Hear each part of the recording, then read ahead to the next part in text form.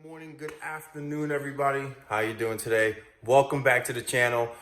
Today, we're going to be putting in some work, giving my Jetta a little bit of love.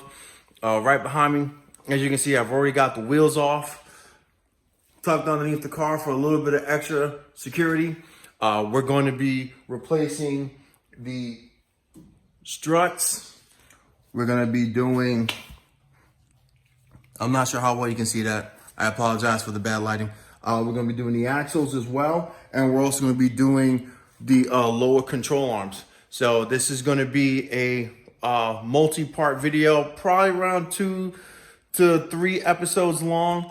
Only because I don't want to flood one day worth of, I don't know, 2.5, 3 hours worth of video time. So I'm going to start greasing things up so that we get some easy brake looses. And I'll be right back. A few steps are done. I got my brakes off. I got my brake caliper and assembly off. I have it sitting on the box off to the side so that it doesn't damage the soft line of the braking system. And then I've already got some PB Blaster setting in on the front of the axle nut.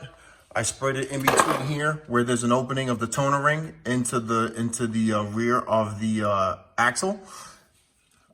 I sprayed even behind the steering knuckle, and then I've also sprayed down the control arms already.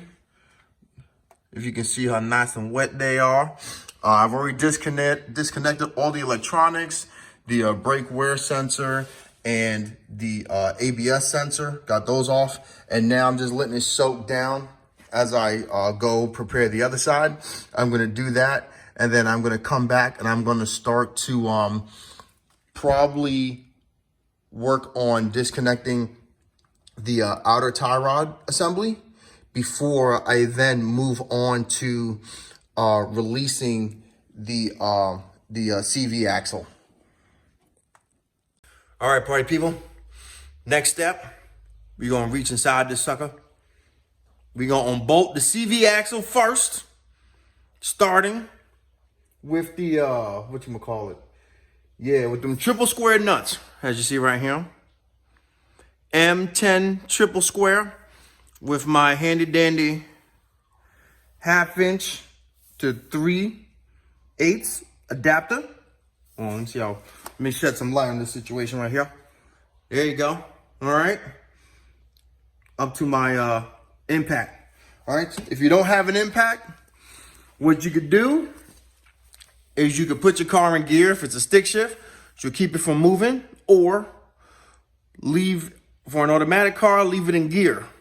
And as needed, shift it in and out of neutral to allow the axle to spin, so you can access each bolt as needed.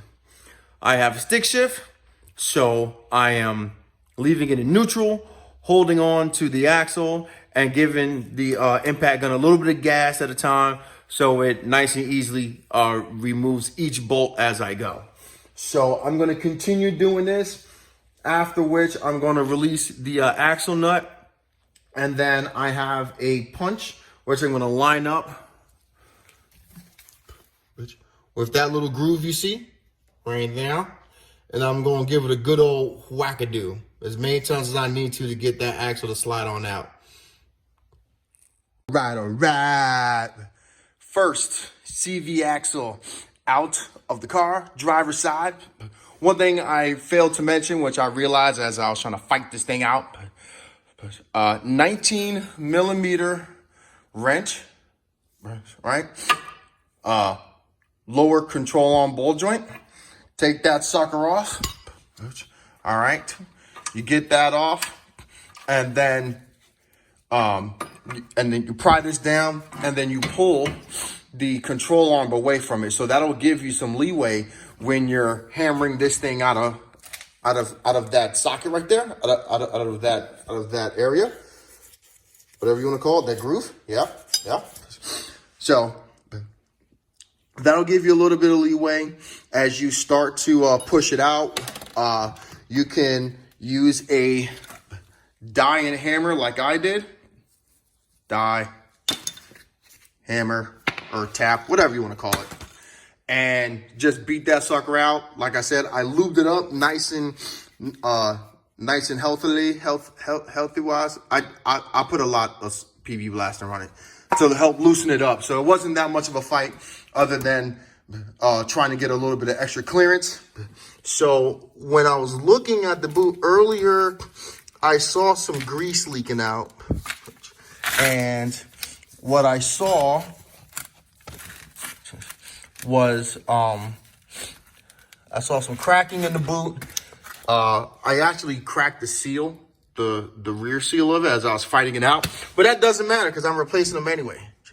But somewhere I saw something. Oh, so this zip tie I put on because this boot had broken loose and it was leaking.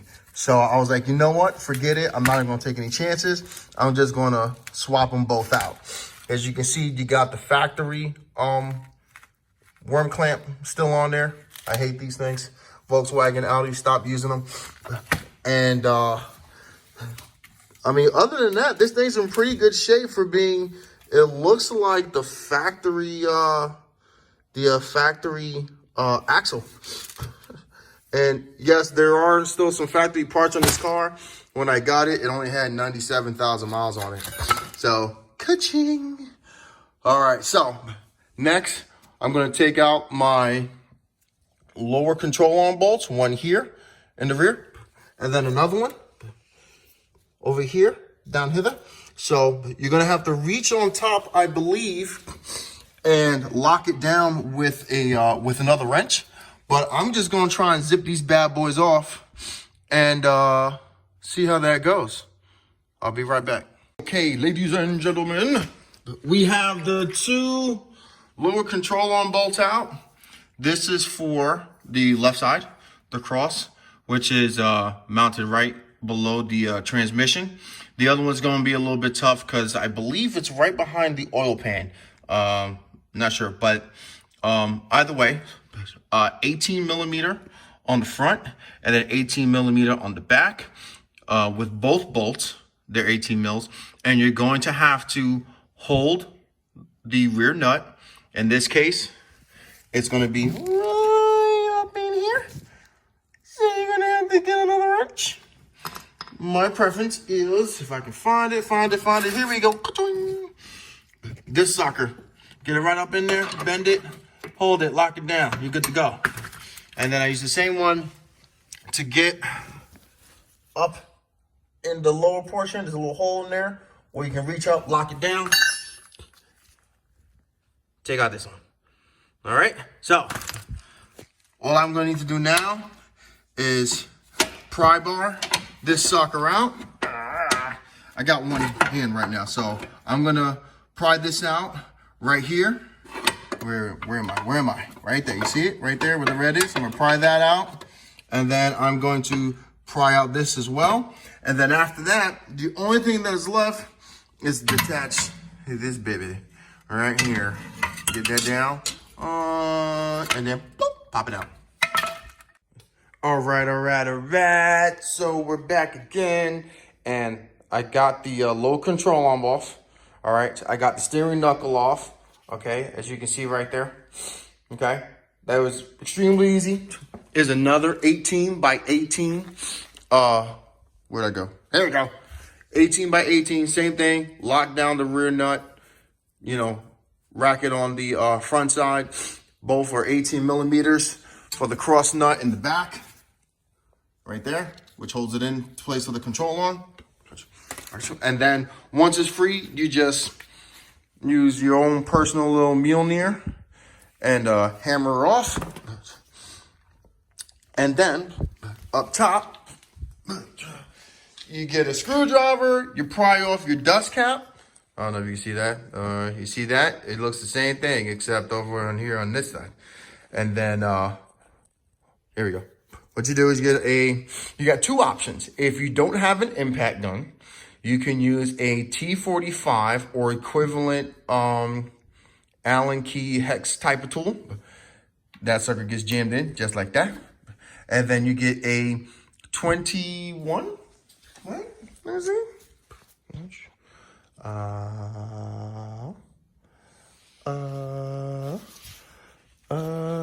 21 millimeter wrench. Whoops, calm down. And that's gonna go over top here. This will help lock the lock this valve in place, valve, screw, whatever, and then you will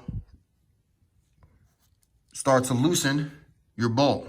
Okay, or if you have an impact gun, 21 millimeter socket, zip it right off, no problems.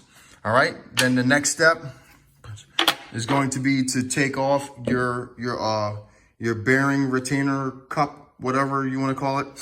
And then from right up here, there's going to be another rubber boot. All right, and then she drops down and everything is cleared out. All right, everybody, so we're clear, we're set, everything's out. We're good to go on the reverse, which is going to be installing everything. One little tidbit that I did want to add was that if you have any type of lubricant, preferably anti-seize lubricant, for the bottom of your struts going into the steering knuckle, right, going right into this orifice, that'll make it a lot easier as far as getting it in, and in the future getting it out. All right, having some anti-seize lubricant for certain locations. Maybe for the threads on your ball joint, that'll help in getting things off in the future. For your tie rod threads, help getting that stuff off in the future. Not a whole lot, a little bit goes a long way. Inner tie rods as well, around the jam nut, where people tend to have a lot of problems, have to wind up heating them and cracking them loose. Sometimes it'll compromise this entire thing, and then that'll just break off apart. But places you want to avoid using that would be your lower end link bolt, would be the your control arm bolts, because these are torque to yield bolts, so they have to do a certain amount of stretching before they can actually hold everything in place the right way. I would even go as far as maybe just a little bit, a pinch on the front of your axle spindle, so that nut doesn't get too jammed on. All right, have fun, drive daily, wrench daily.